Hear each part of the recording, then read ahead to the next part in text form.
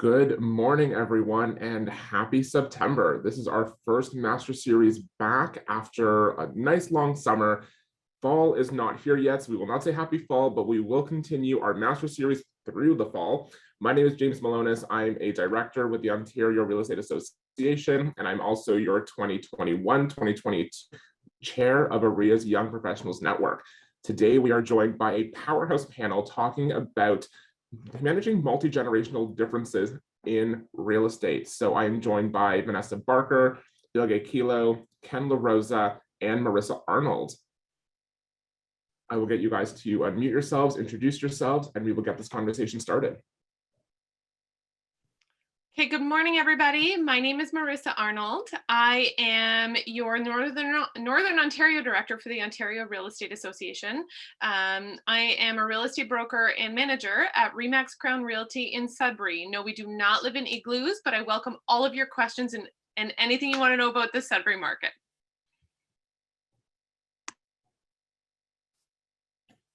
Vanessa? Hi, I'm Vanessa Barker. I'm a Toronto broker. I've been in the business for 5 years, and that's me. Awesome. And then we've got two of our new committee members here, Bilge. Hello, everyone. Good morning. I am a realtor in Toronto for the past nearly 3 years now, and thank you for being here with us today. Awesome. And last but not least, Tito. Hello, everyone. My name is Ken Laroza. I'm a broker in the GTA for almost 18 years. So we've got a pretty great panel here covering a bunch of different age gaps in different regions. And so one thing I want to mention to those in the audience, we understand you have questions, so please use the chat function versus the Q&A function. It's a little bit easier for us to manage. This is being recorded, so if you feel like you've missed something, don't worry, it will be emailed out to you in the coming days. So I want to get right into it. We are talking about managing multi-generational differences in real estate, and that means a variety of things. That could mean working with someone, as a partnership who was older than you, which is where I'm going to lodge my first question to Vanessa. But that also can mean things like working with seniors if you're a millennial or vice versa. So Vanessa, you work with your mom. She's your business partner, and you guys have been together for, obviously your entire life, but in business the last 5 years. Yeah. What's it like working with Lynn, who's a different generation than you, who's been in the business 20 plus years, and you coming in as a millennial, been in the business 5 years, more tech savvy versus her more traditional methods? I think it was definitely a learning curve for us to take our two different business styles and work together. But I think the greatest thing is embracing both ways of doing business, because she may be less tech savvy, but she's amazing at negotiating. She's amazing at working with seniors and older adults who I may not connect with or really understand their point of view when they're living in a house for 40, 50 years and they're downsizing. So I think the biggest thing is collaborating and taking, a little bit from both, and also a lot of patience, honestly, because we all know, like, it's hard to keep up with social media now. It's constantly changing. And a lot of times what I've noticed is the frustration for older adults with trying to keep up. It can be really difficult. But I think just embracing both points of view, and as long as we're both willing to, learn from each other, I think that's the best way to go about it. And that's kind of how, like, we had a lot of push and pull at the beginning when we started working together. But now we just embrace each other's differences, and it works really well for us. I love that. And we've talked about this in webinars last year about how you and your mom work together and balance your team out.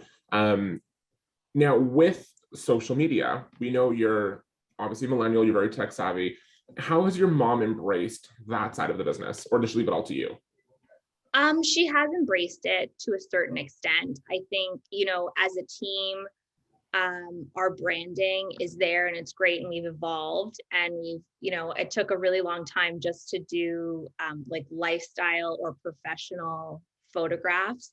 And the idea of why that helps our business took a little bit longer to grasp, and understand that like that investment is really important in today's industry.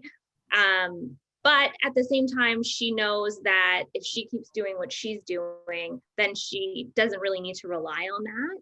So I've taken it upon myself to also create a brand for myself within our team.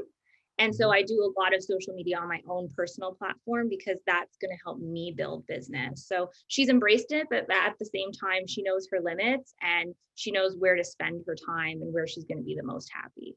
And I was pushing a little bit more for it. And now I'm kind of understanding where she's coming from. And so I do a little more social media. She does a little more on the phones, and together it works. That's actually the perfect segue into my questions for Ken. So Ken, you've managed a very well-known brokerage in the city for many years, and then now you're in your new role.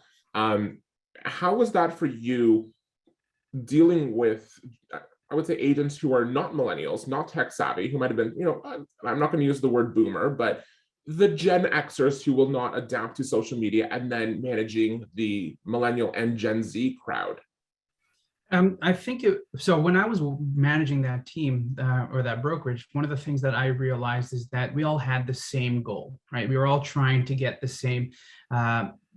the same point of building their business, building something for long term, and just having them understand that there is a reason for it, and whatever they learned in the past may still be applicable depending on what your target audience is, but they have to understand what their target audience is also, right? So if they wanted to maintain what they were doing, or if they've started realizing that their business is in a bit of a decline because the people that they've worked with in the past are now in their forever home and they're not looking to reinvest, they want to target a younger audience. Well, you have to go where the audience is, right? So that's where a lot of times I had these conversations of understanding, okay, what do you need? What do you want to do? Where do you want to be? Where do you want your business to go? And what do you need to get to that point? And a lot of times, once they've understood that part of it, getting to that point of understanding, okay, maybe social media is something that we need to do, and also understanding that you have to go. You can't do all of it at once, right? They see social media, and you see social media as everything from Snapchat to Facebook, Instagram, all of these different things. And they say, well, I can't do it all. And I always explain to them, you don't have to. You have to find one that works well for you, and try to work with that, and try to work with that in terms of your lifestyle, as opposed to trying to do everything all at once. I remember, some of the older agents saying, well, I don't understand how I can do Instagram, Facebook, and Twitter at the same time. And I told them, don't do Twitter, don't do Instagram, do something that works for you and your audience. And that's where a lot of the older generation was able to say, okay, that makes a lot more sense. And we start to work a little bit closer together with that kind of drive, because it was one of those things where everyone thought that they had to do everything, or they, they need to target, they were trying to get their current audience on social media, which again, didn't necessarily work. I think that's great. And it kind of goes back to what Vanessa said about her and Lynn, understanding that one is better on a more traditional method of marketing and one is better on a more social media method of marketing. So now, Marissa, you've been in the business quite some time as well, and you're in a bit of a smaller market. So you are probably seeing a lot more generational differences with real estate. How have you been navigating that path? Yeah, so I have a little bit of a similar history to Vanessa. Now, my father doesn't work in real estate. However, my father, up until his retirement, owned a new home construction company here. So it was very much a push and pull with him and I when I got in the business. The older generation, my father included, from what I'm seeing, tends to think that the more you work, the more successful you're going to be. So you've got to be at the office from 7 a.m. to 7 p.m. and you've got to make all the calls, and you've just got to work. And I think that the understanding in our generation today is, yes, hard work is important, but balance is even more important. And so that's been a real sort of education for the older generation of realtors that I'm seeing is, You don't, it's okay to not work 7 days a week, 12 hours a day. It's okay to strike a balance. And the agents who do that successfully are more successful because they're more rested. They've got that time to recharge. So that's been a huge eye opener for, I think, the older generation. And it was an eye opener for me, because when I started in the business, that's all I knew. That's all the coaches that I had around me had been in the business. I thought that that's what you needed to do, was just work all of the time. And I mean, who am I kidding? I work all the time anyway, but I do now try to carve out some time, and that's been really helpful for me. That's, yeah, work-life balance is so important, especially with the stress of real estate in general. And with like what Ken said earlier, you can't do it all, right? You can't run a busy team, or if you're a solo agent and pulling 30 ends a year, plus managing 6 social media profiles and making phone calls and door knocking and mailers and it doesn't work, right? So, and I kind of want to take this into a more technology side of things that can make your life a little bit easier. And this is why I'm really happy that Bilge has joined the committee this year, because I know she's very tech focused. So Bilge, can you please explain more about how you're tying in tech with the multi-generations of real estate, and not only in your community culturally, but in your community in the tech world and in the real estate world? Yeah, so it definitely is a huge part of all of our lives today, the technology part. And luckily, I do come from that background. So I am really engaged in the applications and the software systems, which is huge, right? We're all using that stuff now, all the apps, Instagram and other home finding applications.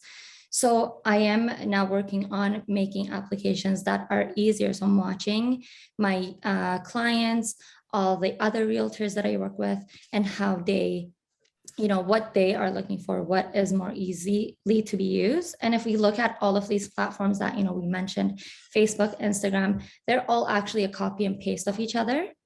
So just making it, having familiarity, like people just want to use something that they're familiar with.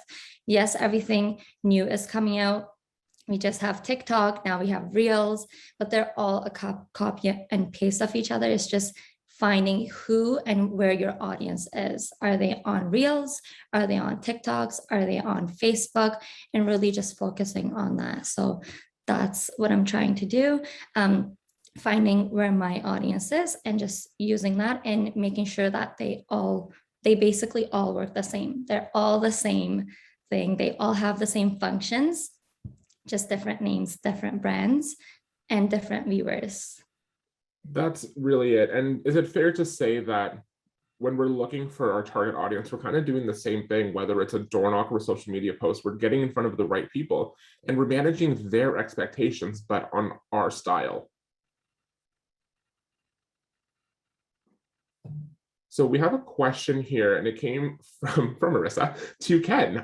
So Ken, as a team lead, how do you help the more seasoned agents along the path of maximizing technology and working in today's market climate? So the difficulty with the seasoned agents is that they're already probably maxing out most of their time. If they are really good at what they were doing, then they're very efficient, and pretty much every moment of their day is pretty much scheduled with what they're doing. If they're not, one of the things that I try to do is help them create efficiency in their time, understand where they're wasting time and where they can automate a lot of things. And then using that time to also ultimately use the social media aspect of it. And then, I mean, I don't necessarily like it, but it is better than nothing, as is potentially hiring someone to help them at least set up their social media, because they understand it. A lot of times the seasoned agents are quite aware of that they need to be on social media, and a lot of times they know that they don't. That's where they're lacking. And so one of the things that, if they are open to doing it themselves, which is ultimately the best part of the best option, is to understand where their timing, understand where their efficiency can be better, and then using that time to schedule posts and schedule anything that they need to do on social media. And if they aren't, then it would be the understanding, okay, well, you need to now let someone do that for you because you need to be on there and you understand that you need to be on there. So that's usually how I worked with the more seasoned agents. I think it bleeds into a lot of legacy as well. And Vanessa's a really prime example. And I'm only picking on Vanessa because I've known her for years. We actually shared a brokerage a few years ago. And, her mom's been in the business for 20 some odd years. And at some point she's going to want to retire. So there's, I saw something in the comments here about someone being in their mid 60s and their partner in their early 30s. And it does happen where we see these legacy agents who know that they need to adapt, but don't necessarily want to do it themselves. And that's where they partner with someone who's a little more tech savvy or social savvy. And we create these really great legacy teams. And we've seen them all through the city and into the GTA, where we're getting, agents who've been in the business 20, 30, 40 years, hiring someone 5 to 10 years who was maybe 20 years their junior, partnering together and really building some solid legacy. But I want to talk about the cultural side of things as well. So managing multi-generations also ties into culture, right? And Ontario is a good melting pot of different cultures.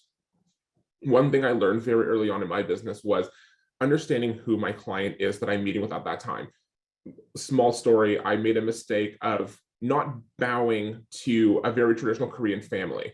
And the husband pulled me aside and was like, "You've disrespected my wife." And I didn't understand that at the time. So I've made a point to study my clients' cultures and greetings, because certain customs and certain cultures, they follow a certain way. How are you guys taking that in your business? If you have someone that you are working with that is a little more traditional, or maybe newcomers to the country who are set to certain customs back home that are not aware of things here, or vice versa, how are you managing that aspect of your business? I'm going to lob this out to the four of you to answer at any given time. So I don't trade, but when I did trade, one of the things that I used to, what I really made a point of doing, if I don't know the client specifically, is asking. One of those things is like asking how they would like to be communicated with, asking if there's anything that we can do or I can do to help the relationship grow better. I think a lot of people kind of avoid the asking because they feel like they should know everything. It's not wrong to ask, especially if it's a new culture, a new different age demographic, especially if it's communicating with someone. It's something as simple as saying, "Hey, how would you like me to reach out to you? Would you rather me text, email, call you? Do you want me to slide into your DMs? However you want me to do it, let me know." And I think a lot of people appreciate that, because you can't just assume that they're going to check their text messages on a regular basis.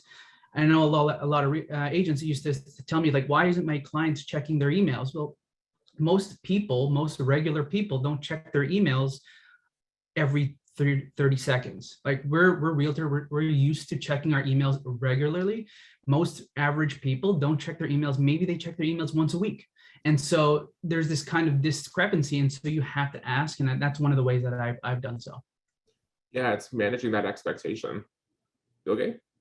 And I was just going to say, we live in such a global world, just connecting with realtors in other parts of the world, because I'm well versed in my community here, but I've never done real estate back where I come from. So it's total two different worlds. I've connected with a few realtors through social media that, trade back in the country I'm from.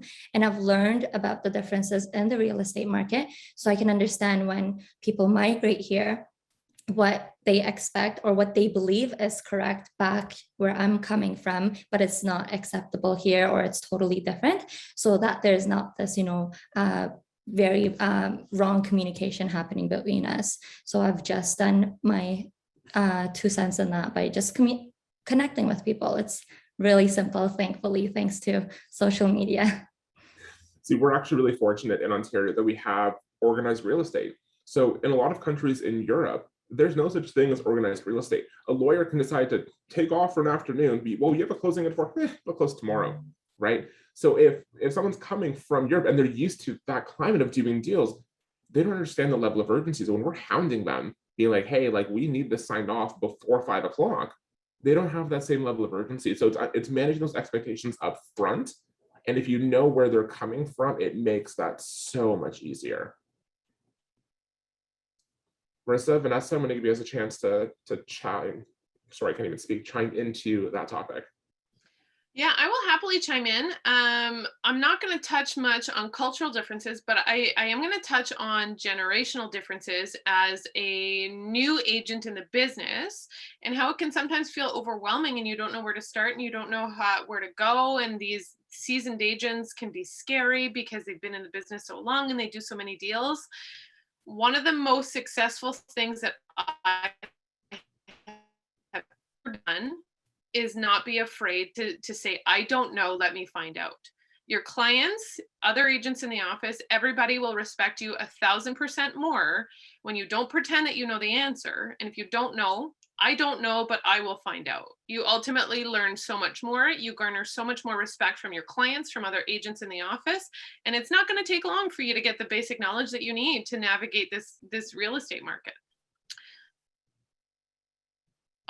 Yeah. That is the biggest piece of advice that has helped me along my career when I was starting out was, I don't know, let me find out. And that is completely okay. That is not, you can't be scared to say that.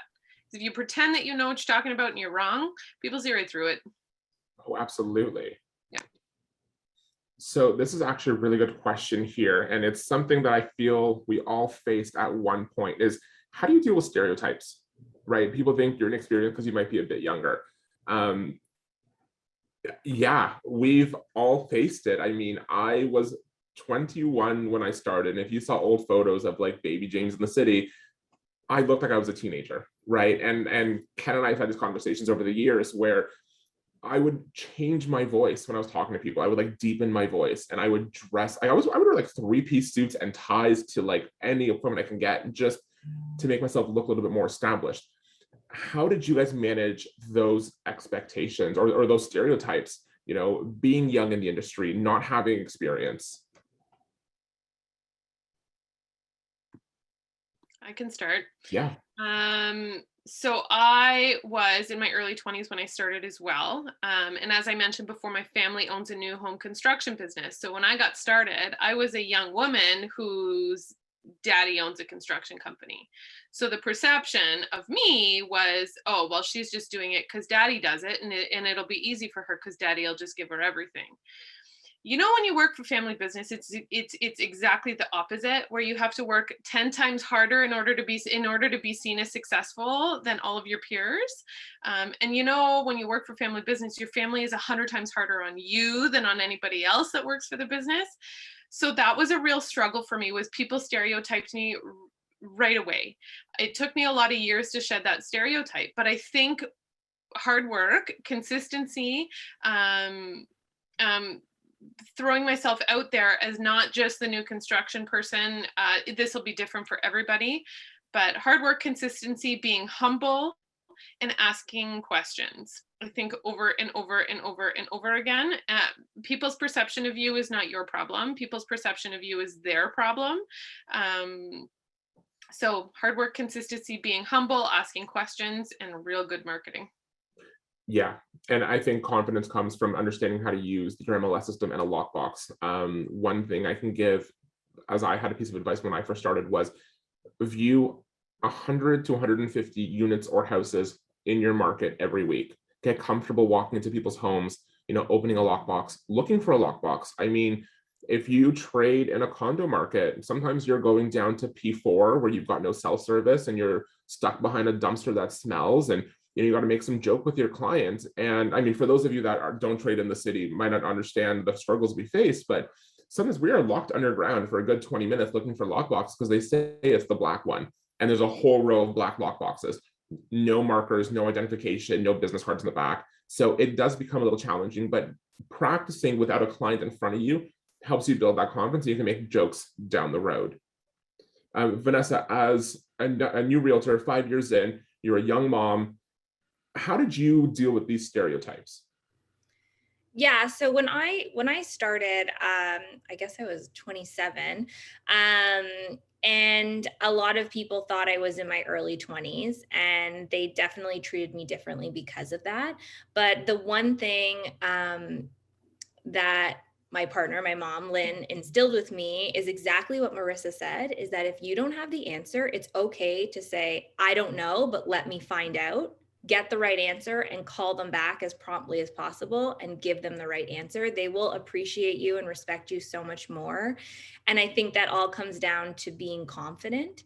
So, you know, find your strengths. You know your weaknesses, but they don't. So find your strengths, be confident. And at the end of the day, anyone who's going to discriminate against you in business because of your age, I mean, that's just strictly ageism. So you have to get past that. And just move on. But I will say that hard work and persistence pays off, because my dad actually is a private builder in Toronto, and it took him 3 years of me having my license before he would work with me. And he wanted to see me make my own way. It also took about 3 years before my partner Lynn really called me her partner, for us to create branding together, for her to trust me, to really continue and create business and give me leads and share clients with me. So the perception when I started was, oh, she's just going to ride her mom's coattails and take all the free leads and make tons of money without even trying or blinking an eye.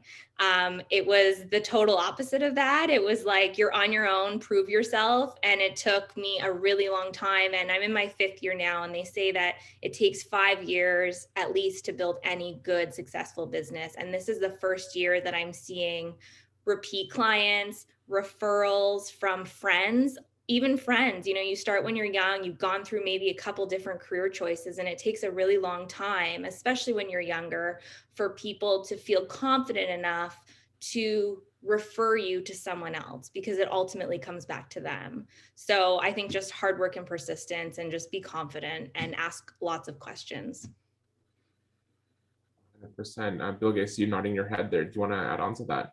Yeah, I wish I had some of the reactions down here so I could applaud Marissa and Vanessa, because I cannot agree more.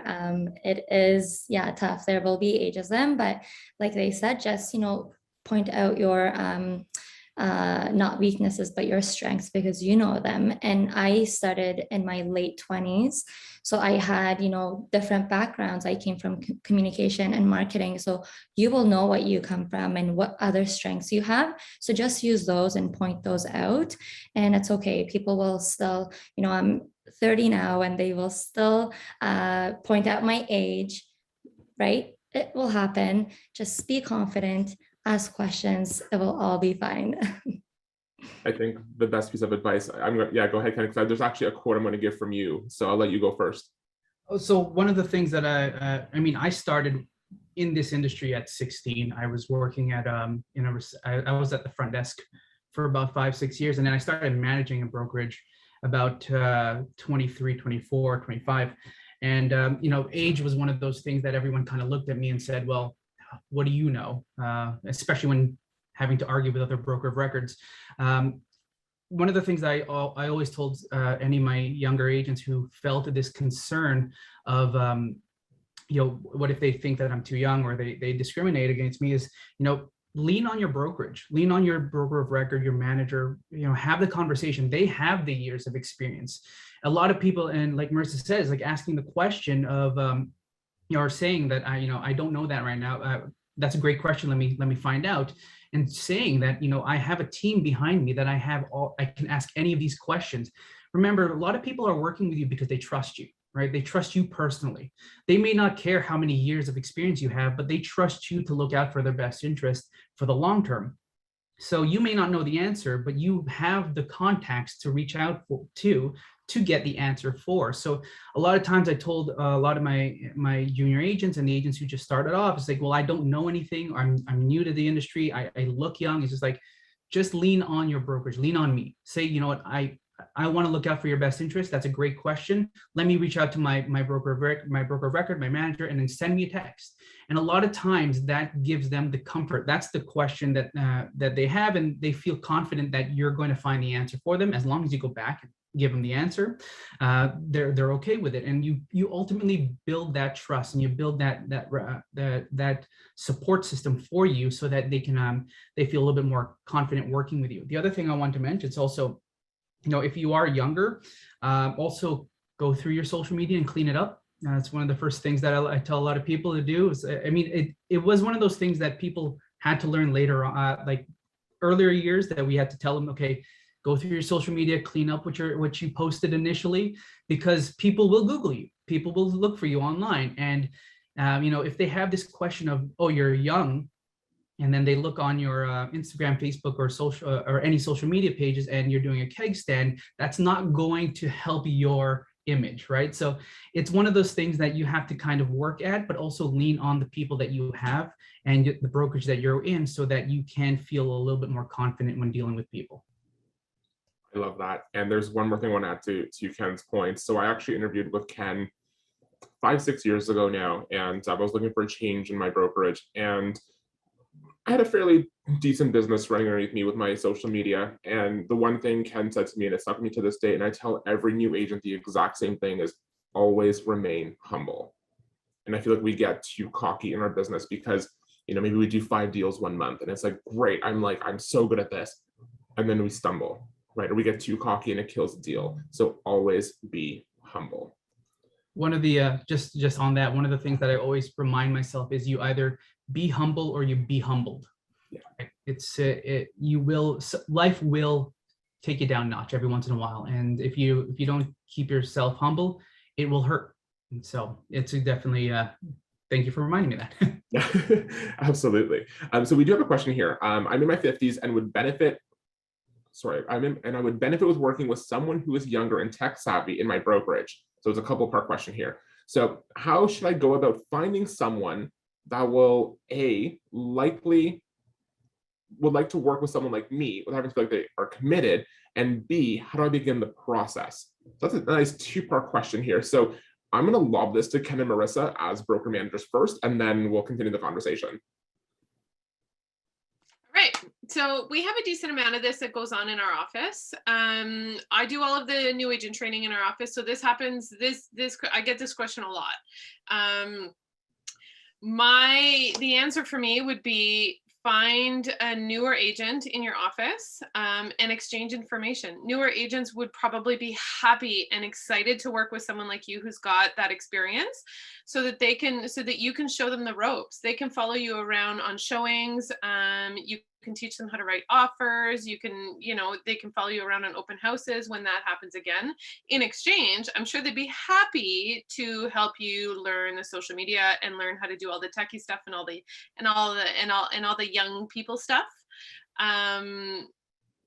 That seems to have worked really well for a couple of agents in our office. If you approach it that way, then there doesn't need to be an exchange, a monetary exchange. It's sort of I'll scratch your back if you scratch mine. And then once that agent gets a decent amount of experience, you may in turn be able to trust them when you take some time off to handle your business. And that agent may also be a really great retirement strategy for you. If you're starting to think of retirement down the road, perhaps they slowly take on more and more of your clients. And if that's the case, then they would just pay you a referral fee or whatever structure that you work out. But I would say try to find a new agent in your office, and someone you click with, someone who has the same values as you, someone who's got big goals, and start from there. Period. Yeah, that's pretty much what I would say. I ultimately would say in regular times, I'd say take out a bunch of these individuals for coffee, have conversations with them, see if they align with your brand, because ultimately you may end up working very well together, and that should work. That should be something that they align with. Just your own morality, your own ethics, your own work ethic. That's kind of the thing that you want to see in people you want to work with. But yeah, that's basically the exact same thing I would say.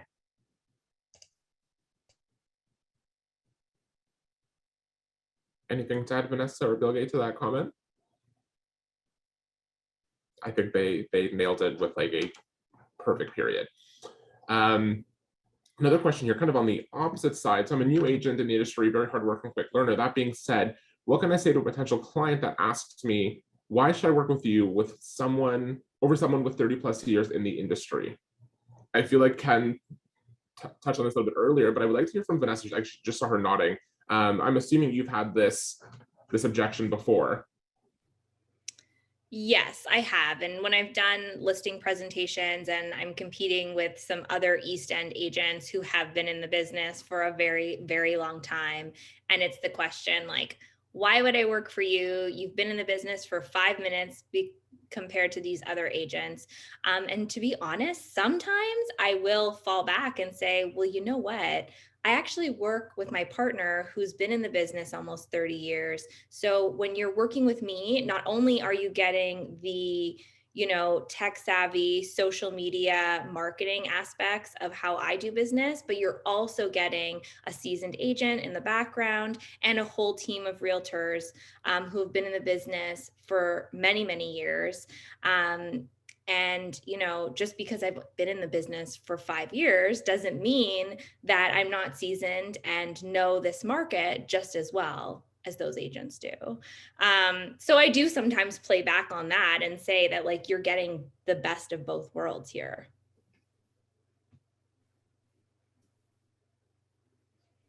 Bilge, I see you nodding there. Anything to add? No, yeah, I definitely agree. I always bring in my brokerage and talk about why that they're not just getting my service, they're getting my brokerage's service and what we can provide for them. So I will point those stuff out to them. And my other benefits, like my background of communications and marketing specialist and all that other stuff. So talk about yourself and your brokerage, definitely.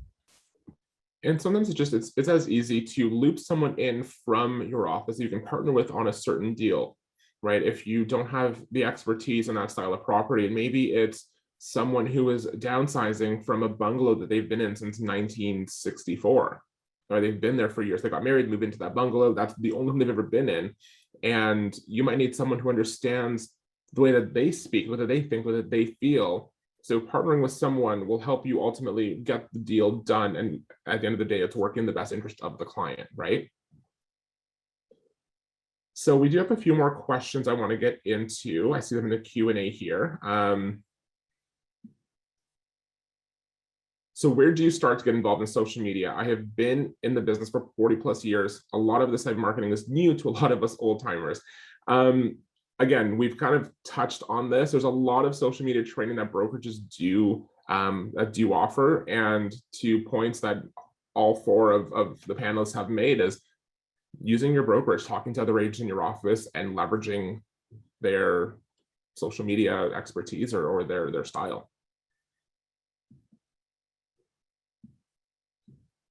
Okay, let's see here. I want to make sure we stick to the actual topic. So there are some questions about teams and whatnot. We will deal with those on a further web series. So I do want to go back to the topic of hand of managing multi-generational. I'm so sorry. My brain has just stopped this morning. Multi-generational differences in real estate. Thank you so much for the patience. Marissa, I would like to lean on you for some more wisdom. How are you managing the expertise of those who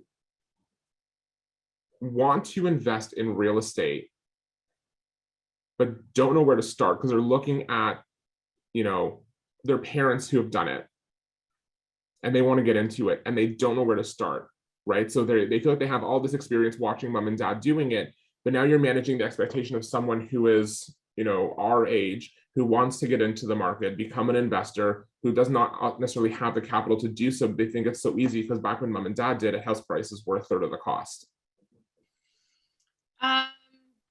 Well, I always start with sending the client to a mortgage broker for pre-approval. And sometimes it is literally that simple. Yes, I'd love to get into real estate. I'd love to invest it. I want to buy it. I want to buy a property. Where do I start? Well, the first place to start is to get your ducks in a row with your financing. And sometimes when they do that, the conversation stops there. Because if you don't have your financing in order, how can you buy a piece of property? It's a lot of education. I spend a lot of time educating first-time buyers on how this all works and what you can expect. And it's not just as simple as seeing a couple of houses and putting an offer down. It's a lot more complex than that. You don't buy a car right before closing. You need to have a down payment. You need to have XYZ in place. So my first conversation always involves a call to their bank or a call to their mortgage broker, and 9 times out of 10 it stops there. Also, quick shout out to my 2 Sudbury peeps, Julie and Kate. Hi. So again, it just comes back to managing expectations, and really that's what we can sum this up as: managing people's expectations, whether it's generation A, B, or C, managing expectations, whether it's an agent or client, managing expectations. So I do want to get us to wrap up fairly shortly. There's a lot of questions that have come in that do not pertain to the topic we have at hand. I would invite all of you to please join our OREA YPN Facebook group and ask your questions there. There are like-minded individuals. There are another 12 of us from the YPN committee who are not here today, but are on that Facebook group who can answer those questions. Plus, you have your colleagues across the province, former OREA presidents, former OREA directors, who will be more than happy to answer your questions. And that being said, maybe see if we can answer just maybe one more question here.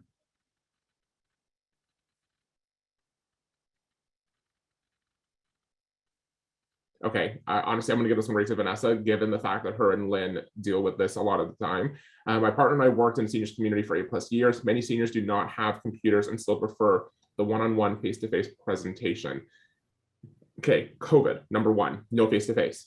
Like, it's been difficult. How have you managed that? Because I know a lot of Lynn's clientele is retirees, downsizers, empty nesters. How have you been managing that component of the business with COVID? Yes. So a lot of times we do use Zoom and they can use it, and we just walk them through it. And we'll still go through a Zoom presentation and they're kind of blown away if they can get it going. If it's not going to work, we will meet with them. We all mask up and we get together and we'll do our presentation and we'll do printouts for them so that we can all keep our distance. And then we'll have ours on our computer with us. And that seems to work really well. They do really love, a lot of them, face-to-face interaction. So if we can make it happen in a safe way, and that's their preferred way of communication, we will do it. The other thing that has really stepped up our game with working with seniors is we have a Surface, Windows Surface computer, and we still do DocuSign and AuthentiSign, but we bring the computer right to them and we'll have them sign right on the Surface. And that allows us to keep all of our processes in order, but it's more user-friendly for them if they can't quite figure it out. The other thing that we do is when we do a presentation with them and we sign them up for a new listing, for example, we'll actually take them through a tutorial of DocuSign. So we'll set up a demo and we'll walk them through it, and we'll help them open their email, show them what to press, and we'll do that a couple times with them so that when it comes time for offers, they feel really comfortable with the whole process. And I think that's one thing that I've learned through Lynn, is that, you know, when you're working with seniors, you really have to mirror the way that they're talking. And one thing that's been pointed out to me is, as millennials, we talk really, really fast. Everything is fast, fast, fast, fast. They don't respond well to that. So talking a little bit slower, taking your time, asking questions, and pausing to give them a moment to gather their thoughts and share their feelings, because usually they have been in their house for 40, 50, 60 years, and it is a huge emotional event in their life. And a lot of times they're doing it because maybe their partner has passed, or they're having health problems and they're, you know, getting rid of tons of their personal possessions. So I think just being acutely aware of really trying to make them feel comfortable through the process. So even with COVID, we've just tried to do everything we can to make them feel comfortable. but we have implemented technology and they're quite receptive. They just need to be taught how to use it. I think on that note, I'm going to wrap us up. The four of you, thank you so much for spending your morning with me. Everyone watching in the audience, again, thank you for being here. For those that had to leave early or missed something, do not worry. This will be emailed out in a couple of days. It'll also be live in OREA's archives on social media, also in the YPN Facebook group. So please make sure to check out for those. We do have our master series continuing through October, well into the fall and into the winter. Keep an eye on your emails to register. We got some great topics coming up. So you will see a lot of these faces again. And on that note, thank you all. Have a great day, and we look forward to seeing you at our next master series.